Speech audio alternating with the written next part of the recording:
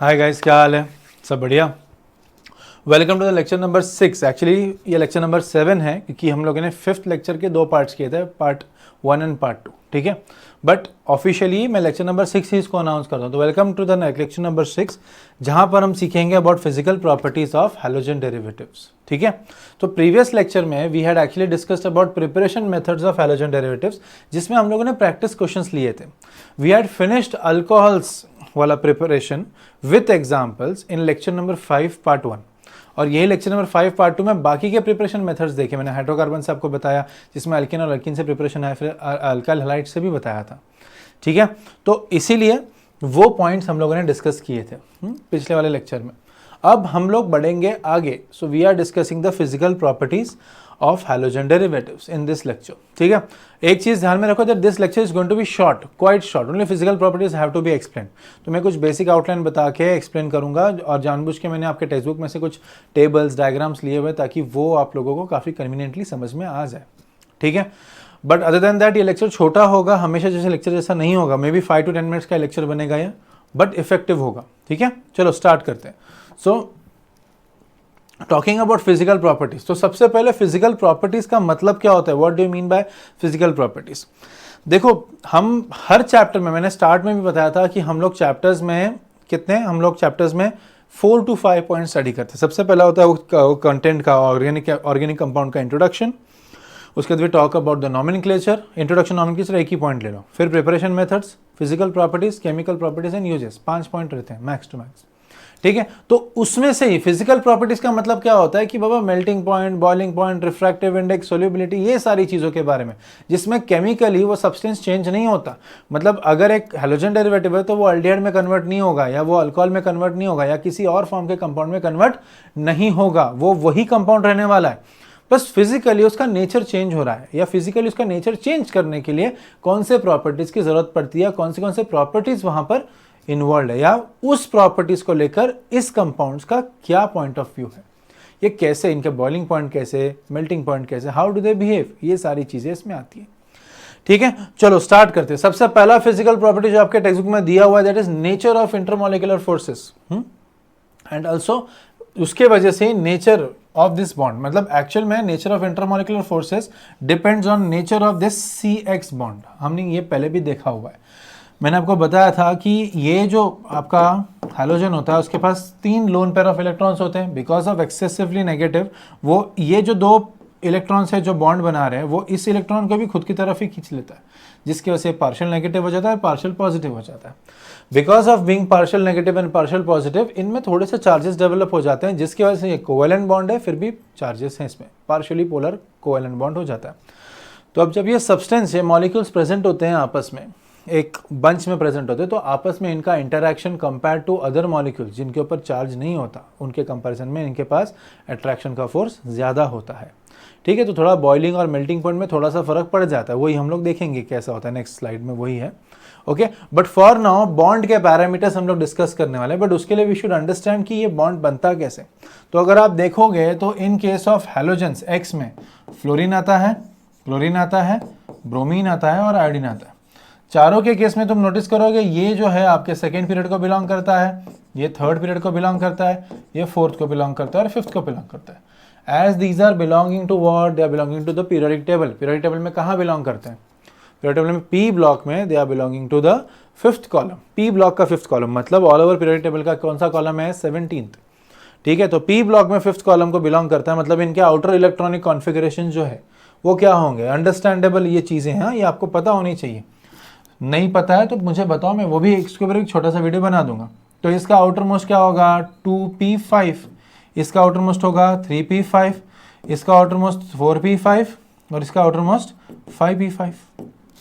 ठीक है, तो इस तरह से इनके कॉन्फ़िगरेशंस होंगे। तो अगर आप नोटिस करोगे तो इनमें एक एक शेल जो है ऐड होता जा रहा है, प्रिंसिपल क्वांटम नंबर चेंज हो रहा है, 2 से 3, 3 से 4, 4 से 5।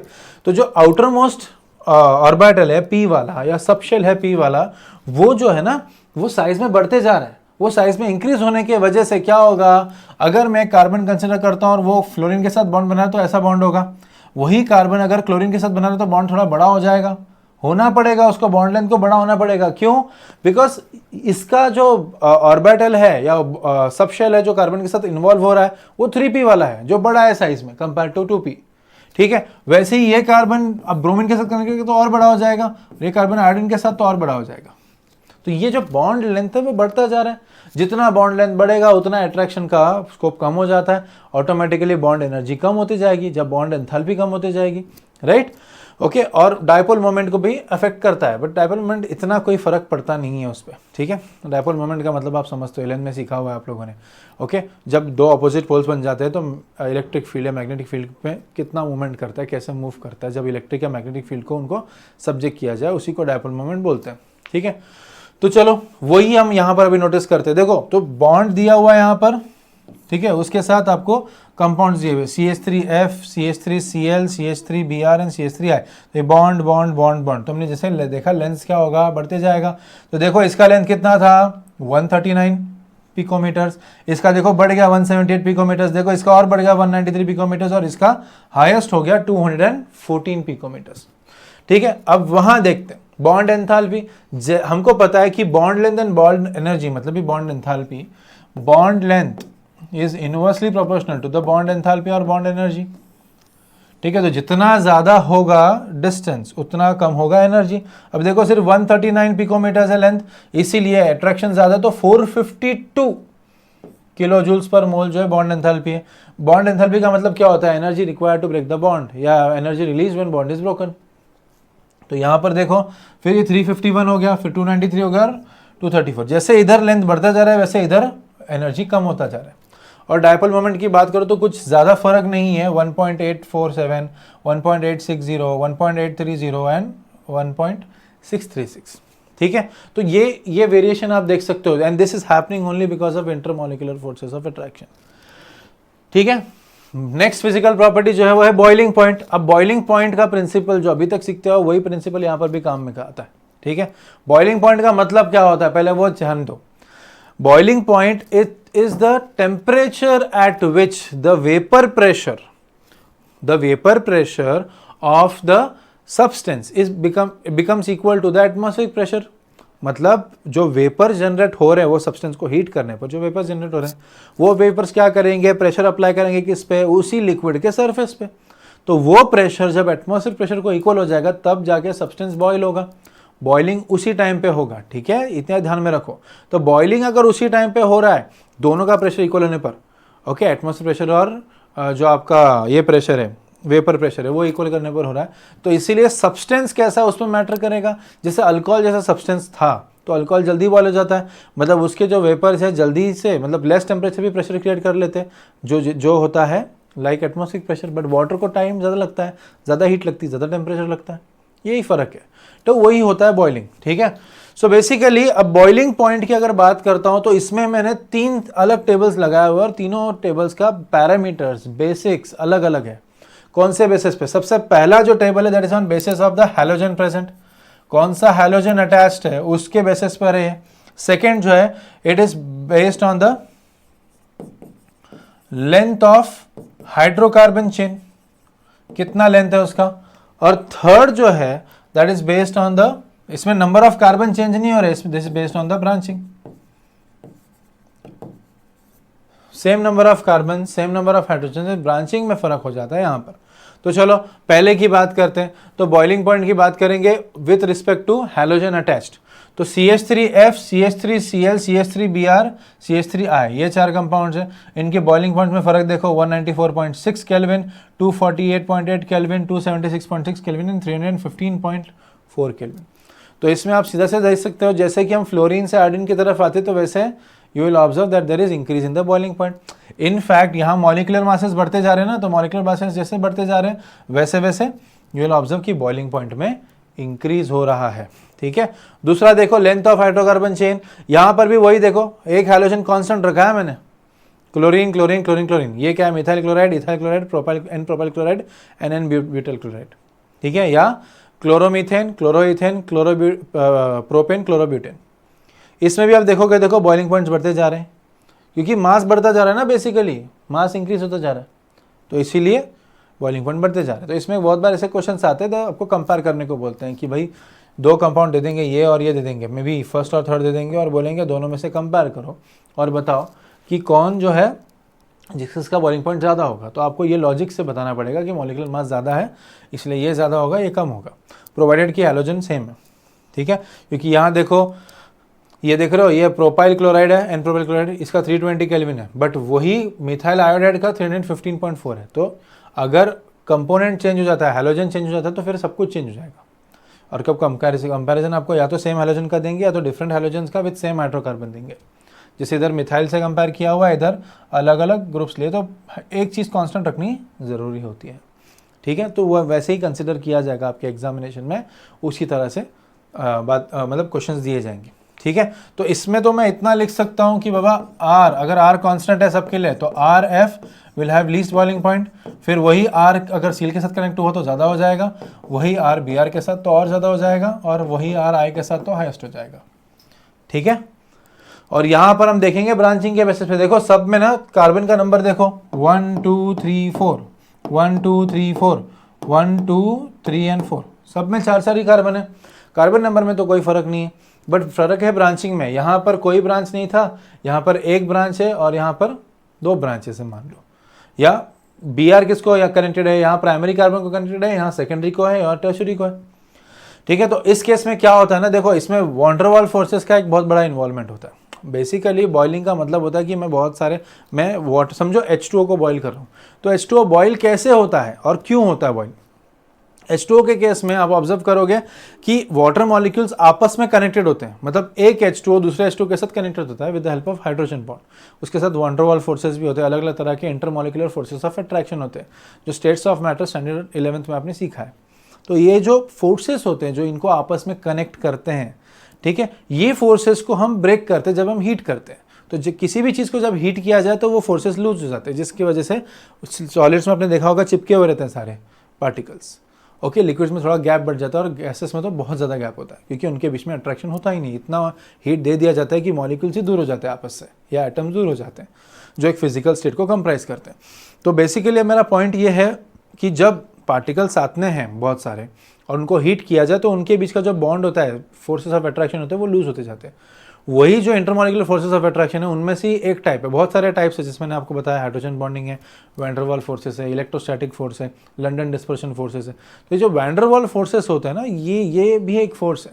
अभी इनमें ना ज़्यादा करके इलेक्ट्रोस्टैटिक फोर्स वगैरह नहीं रहता है, एक ऑर्गेनिक कंपाउंड में मोस्टली यू विल ऑब्जर्व कि वैन डेर वाल फोर्सेस ही होते हैं। ओके, या इंड्यूस्ड डायपोल इंटरेक्शन, वो सब होते हैं। तो क्या है ना, अभी इसमें वैन डेर वाल फोर्सेस ना सर्कुलर चीज़ों के लिए ना कम है, बट लीनियर चीज़ों के लिए ज़्यादा है। मतलब लीनियर चीज़ रहेगी ना तो ज़्यादा फोर्स ऑफ अट्रैक्शन होगा, बट सर्कुलर होगा तो कम हो जाता है फोर्स ऑफ अट्रैक्शन। तो ये देखो, ये लीनियर चेन दिख रहा है, ये एक ब्रांच बन गया तो थोड़ा सा सर्कल बन गया, यहाँ और एक ब्रांच बन गया तो बड़ा सर्कल बन गया, है ना। तो क्या हो रहा है, ये लीनियर था तो इसमें और दूसरे मॉलिक्यूल्स ऐसे वालों में ही वैन डेर वाल फोर्सेस ज़्यादा होंगे, इसमें थोड़ा सा गोल हो गया तो थोड़ा कम हो जाएगा, इसमें लीस्ट हो जाएगा। जितना वैन डेर वाल फोर्स कम हो जाएगा उतना ही फोर्स ऑफ अट्रैक्शन कम हो जाएगा और उतना ही आसान हो जाएगा किसी चीज़ को बॉईल करना या हीट करना, बराबर। तो बॉइलिंग पॉइंट अपने आप नीचे आ जाएगा ना, क्योंकि फोर्सेस ऑफ अट्रैक्शन ही कम थे तो उनको ब्रेक करना आसान था। वही हुआ यहाँ पर देखो, तो देखो ये 375, 364, 346 देखो कम होते क्या टेम्परेचर। ओके, समझ में आ गया। तो ये भी एक पैरामीटर मैटर करते हैं। तो सबसे पहला पैरामीटर है कौन सा, हैलोजन कनेक्टेड है। सेकेंड पैरामीटर है लेंथ। थर्ड पैरामीटर है वो लेंथ तो अगर रहे भी तो उसमें से कौन सा जो है वो ब्रांचिंग कैसा दिख रहा है, स्ट्रक्चर कैसा है। अगर स्ट्रक्चर में ब्रांचिंग है ज़्यादा तो वो जल्दी से बॉयल हो जाएगा उसके उतने ही कार्बन के दूसरे मेंबर्स के कंपैरिजन में, दूसरे आइसोमर्स के कंपैरिजन में। ठीक है, ऑलराइट, चलो बढ़ते हैं। थर्ड जो फिजिकल प्रॉपर्टी दी हुई है दैट इज सॉल्युबिलिटी। ठीक है, तो अभी सॉल्युबिलिटी का मतलब हम जानते हैं कि कोई भी सब्सटेंस को सॉल्वेंट में जब डाला जाता है और मिक्स किया जाता है तो वो डिसॉल्व होता है, उसी को सॉल्युबल नेचर बोलते हैं।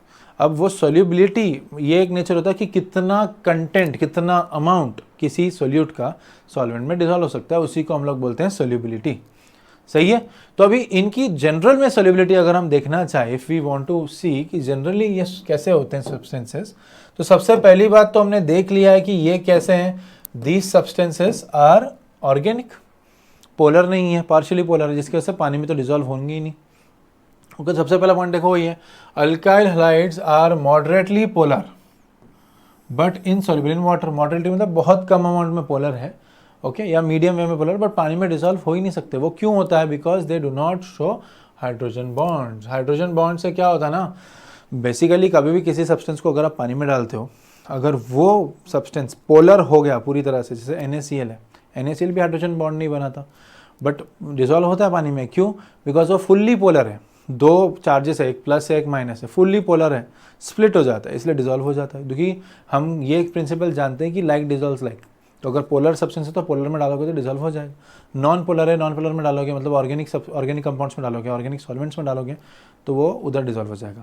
बट अगर आप ऑर्गेनिक चीज़ पोलर में डालते हो मतलब पानी में डालते हो तो वो डिसॉल्व नहीं होगा। और अगर आप पोलर चीज़, ओके, अगर आप डालते हो in case of in non polar substances like in organic solvents, तब डिसॉल्व नहीं होगा। जैसे ऑयल और वाटर डिसॉल्व नहीं होते बिकॉज ऑयल जो है वो नॉन पोलर है, ऑर्गेनिक सॉल्वेंट है, एंड वाटर जो है वो पोलर है, तो they can not dissolve, they can not mix also. ठीक है, तो अनदर पैरामीटर जो मैटर करता है वो हाइड्रोजन बॉन्डिंग। हाइड्रोजन बॉन्डिंग अगर सॉल्वेंट में मतलब वाटर में और ऑर्गेनिक कंपाउंड के बीच में बन जाए तो वो डिसॉल्व होगा। जैसे अल्कोहल्स में होता है, अल्कोहल फॉर्म्स हाइड्रोजन बॉन्डिंग जिसकी वजह से वो डिसॉल्व होता है, बट ये डिसॉल्व नहीं होता। So because they do not show the ability to form hydrogen bonds, okay, but they are soluble in non polar organic solvents. ये ध्यान में रखो, नॉन पोलर ऑर्गेनिक सॉल्वेंट्स में सोल्यूबल है। सेकेंड पॉइंट अगर बोले सोल्युबिलिटी को लेकर, सो अराइल हैलाइड्स, याद है अराइल हैलाइड्स, बेंजीन रिंग के साथ एक हैलोजन लगा दिया। अराइल हैलाइड्स और एंड अल्काइल हैलाइड्स दोनों में सोल्युबिलिटी सिमिलर होती है, दोनों की सोल्युबिलिटी मतलब बिहेवियर सेम होता है, मतलब जिसमें ये सोल्यूबल होगा वो भी होगा और जिसमें वो नहीं होगा उसमें ये भी नहीं होगा। ठीक है, तो aryl halides also are insoluble in water but they are again soluble in organic solvents. ठीक है, सॉरी, ठीक है। थर्ड पॉइंट आप देख सकते हो कि लैक ऑफ हाइड्रोजन बॉन्डिंग। देखो जैसे मैंने ऊपर भी मेंशन किया तो वही पॉइंट फिर से लिखा है बट इन डिफरेंट वे। तो lack of hydrogen bonding between that substance alkyl और aryl halide and water creates a interaction between the atoms of same molecule. एक ही मॉलिक्यूल के एटम्स आपस में इंटरेक्ट करने लग जाते हैं instead of interacting with water, जिसकी वजह से वो डिसॉल्व नहीं हो पाते। Do you understand what I am saying? मतलब क्या है, आपने एक सब्सटेंस RX डाल दिया पानी में डिसॉल्व करने के लिए, या कि हाँ RX डाल दिया पानी में, तो पानी के साथ तो वो RX बॉन्ड नहीं बना पा रहा, हाइड्रोजन बॉन्ड, तो वो डिसॉल्व नहीं हो रहा है। ठीक है, बट वो इंटरैक्ट नहीं कर पा रहा है वहाँ, वो डिसॉल्व नहीं हो रहा है, बट उसके बदले में वो क्या कर रहा है, वो खुद के साथ ही इंटरैक्ट करके कुछ तो बना रहा है, जिसके वजह से वो वाटर के साथ वैसे भी इंटरैक्ट नहीं कर रहा। As it was not able to interact with water, it started interacting with itself. Okay, long chain ने मे बी खुद के साथ इंटरैक्ट करना शुरू कर दिया और वो खुद में ही सेल्फ सफिशिएंट हो गया, वही लिखा है नीचे। फोर्थ पॉइंट क्या है, बॉइलिंग पॉइंट्स ऑफ आइसोमेरिक। हाँ, ये एक यूनिक चीज है, ये पूछा जा सकता है। Boiling point of isomeric dihalobenzenes, okay, are nearly the same. उनका बॉइलिंग पॉइंट जो है नियरली सेम होता है। क्यों? इनका सरफेस एरिया पे डिपेंड करता है ना बॉइलिंग। अभी देखो ये तीन है, ये ऑर्थो है, ये मेटा है और ये पैरा है, ये तीन अलग वाले, बट तीनों के तीनों डाइक्लोरोबेंजीन ही है ना, तो इनके बॉइलिंग पॉइंट देखो 453, 446, 448 बहुत सिमिलर है। ठीक है, क्यों? बिकॉज जो सरफेस एरिया ये एक्सपोज कर रहे हैं वो सेम ही है ना, सिमिलर सरफेस एरिया, जिसकी वजह से आराम से। बट मेल्टिंग पॉइंट में आप देखोगे फर्क है, मेल्टिंग पॉइंट में फर्क है। अभी ये इसमें Cl और इसमें Cl का प्लेसमेंट जो है वो मतलब ज्योमेट्री के हिसाब से आइडियल नहीं है, बट यहाँ मोस्ट आइडियल दिख रहा है आपको ज्योमेट्री। ठीक है, तो जिसकी वजह से इसके क्रिस्टल्स बहुत अच्छे से बनते हैं और इसको मेल्ट करने के लिए हायर टेम्परेचर की जरूरत पड़ती है, वही है लास्ट पॉइंट। ठीक है, clear? So this is about the physical properties. हम नेक्स्ट लेक्चर में देखेंगे the chemical properties of halogen derivatives. ठीक है, and thank you, will stop for today. And मैंने बोला था छोटा बनेगा बट 19 मिनट का तो वीडियो वैसे भी बन गया है। ठीक है, चलो, thank you class, thank you.